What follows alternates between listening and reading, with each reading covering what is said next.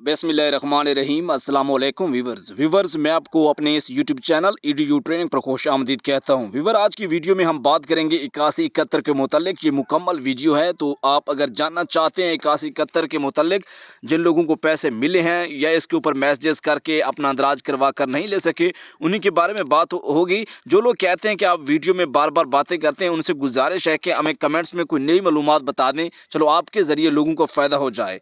तो वरना बातें करना, कमेंट्स करना बहुत आसान होते हैं, लेकिन फिर भी मैं आपका शुक्रिया अदा करता हूं कि आप किसी न किसी सूरत में हमें कमेंट्स करते हैं। आपका वक्त देने का बहुत शुक्रिया। चैनल को सब्सक्राइब करके वीडियो को लाइक करें, अपने खूबसूरत सवालात भेजते रहिए, कमेंट्स करते रहिए।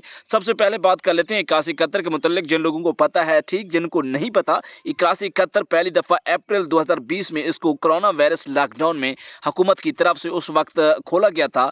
फैसला किया गया था कि लोग 8171 से मोबाइल के ज़रिए, मुझे पता है पटवारियों के ज़िम्मे लगाए गए थे ये काम, उस्तादों के ज़िम्मे, जो स्कूल गवर्नमेंट के टीचर्स हैं उनके ज़िम्मे लगाया गया था कि हमें पंजाब हुकूमत ने कहा था, बाकी हुकूमतों का मुझे नहीं मालूम, कि आप फहरिस्तें लोगों की, जो गरीब लोग हैं उनमें हमें इमदाद देनी है इस लॉकडाउन के दौरान। लेकिन उन्होंने जब देखा 5-10 दिन लगाए, ये काम तो बहुत लेट हो जाएगा, लोगों को बहुत ज़्यादा गुर्बत बढ़ जाएगी, तो फिर हुकूमत ने फौरी तौर पर 8171 का सिस्टम सर्विस बहाल किया, जिसके ऊपर आपको पहले कुछ चार्जेस पड़ते थे, बाद में मुफ्त कर दी गई थी, और इससे लोगों को पैसे मिले, मर्द और औरतों दोनों को, ख़वातीन को भी मिले, मर्दों को भी मिले।